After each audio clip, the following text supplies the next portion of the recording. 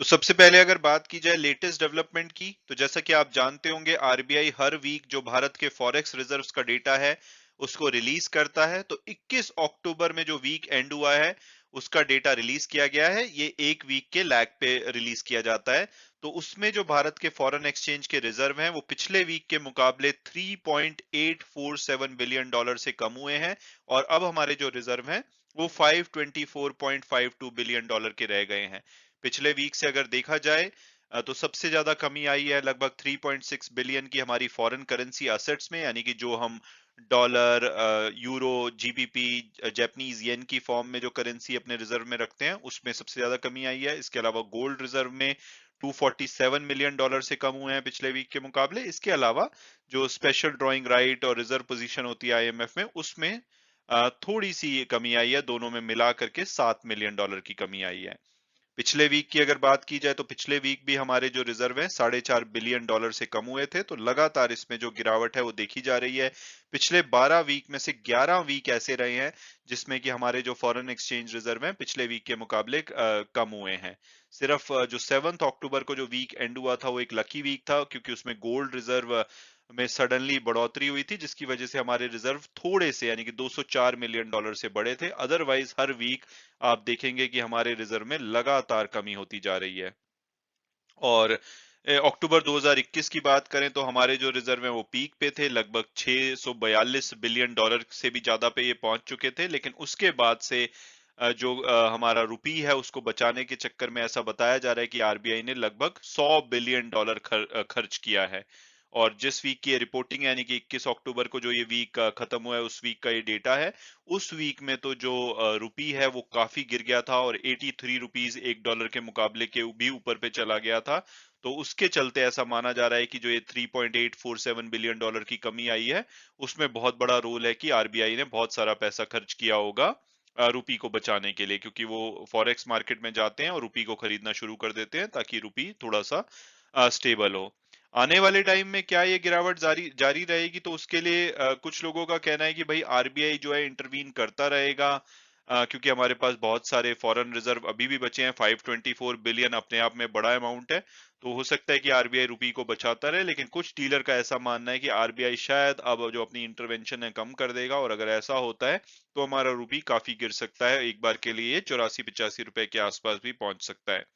तो रुपी को बचाना तो एक काम हो गया। इसके अलावा जो गिरावट आ रही है उसमें जो आरबीआई के गवर्नर हैं, 30 सितंबर को जो एमपीसी की मीटिंग थी उसमें उन्होंने बोला था कि भाई हम जो अपनी फॉरेन एक्सचेंज रिजर्व है डॉलर की टर्म में तो रखते हैं, मतलब डॉलर तो होता ही है उसमें, उसके अलावा यूरो भी होता है, जीबीपी भी होता है, जापानीज येन भी होता है। लेकिन जब हम ये नंबर बताते हैं कि 524 बिलियन हमारा फॉरेन एक्सचेंज रिजर्व है तो इसको डॉलर टर्म्स में बताते हैं। तो हम जो दूसरी करेंसी है उसको भी डॉलर में कन्वर्ट करते हैं।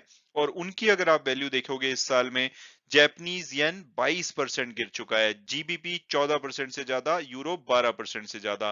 तो जो करेंसी हमारी इस इन करेंसी की फॉर्म में पड़ी हुई थी फॉरेन एक्सचेंज रिजर्व में, उनकी वैल्यू अपने आप ही कम हो गई है।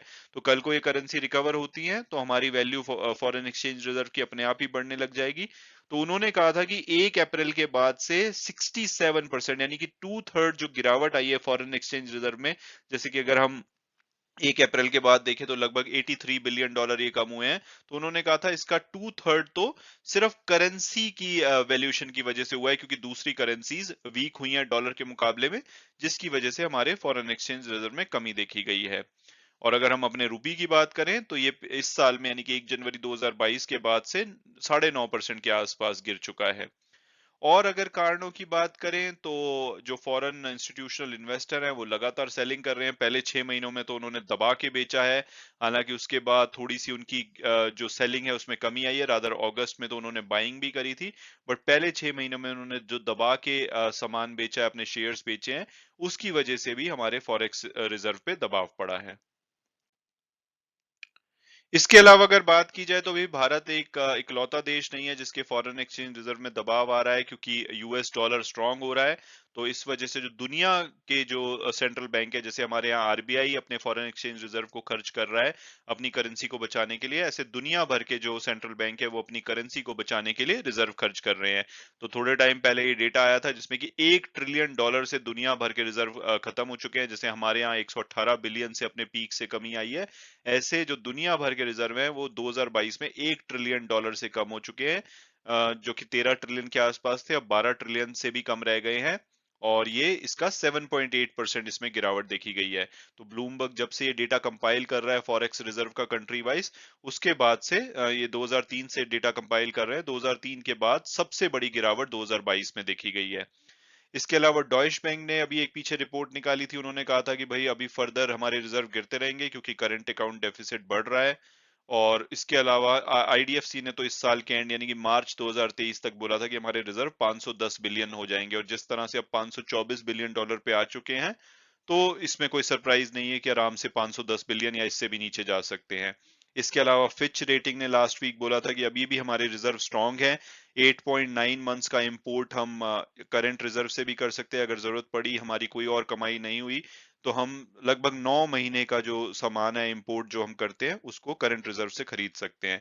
और ये जो 2013 का टेपर टेंट्रम था जिसमें कि यूएस ने जो बॉन्ड बाइंग है उसको कम कर दिया था, उस टाइम पे हमारे जो रिजर्व है $300 बिलियन के आसपास पहुंच गए थे, जो कि उस टाइम के हिसाब से सिर्फ 6.5 महीने का इंपोर्ट हम कवर कर सकते थे। तो सिचुएशन इतनी खराब नहीं है, तो अभी भी हो सकता है आरबीआई इंटरवीन करता रहे और डॉलर और रुपी को बचाता रहे। और अब अगर हम दूसरे कंट्रीज की बात करें तो भारत अभी भी छठे नंबर पे बना हुआ है। लेकिन अगर हम सऊदी अरेबिया को देखें तो टॉप 10 कंट्रीज में ये इकलौता देश है जिसके की फॉरेन एक्सचेंज रिजर्व पिछले वीक के मुकाबले बड़े हैं, और ये छोटे मोटे भी नहीं, $11 बिलियन से इसमें वृद्धि आई है। तो ये गैप इंडिया और सऊदी अरेबिया का कम हो सकता है, और ऐसा भी सरप्राइज नहीं होगा अगर इंडिया सऊदी अरेबिया के भी नीचे चला जाए। तो ये देखना होगा, बट अभी के लिए हमारे फॉरेन एक्सचेंज रिजर्व छठे नंबर पे हैं। थोड़े टाइम पहले हम चौथे नंबर पे थे, बट रशिया और ताइवान ने हमें पछाड़ दिया है और अब हम छठे नंबर पे हैं। वहीं अगर पाकिस्तान की बात की जाए तो इनके भी रिजर्व लगातार कम हो रहे हैं, ये लगभग अब 7.4 बिलियन पे हैं, जिससे कि अपना 1 से 1.25 महीने का इंपोर्ट बिल पे कर सकते हैं।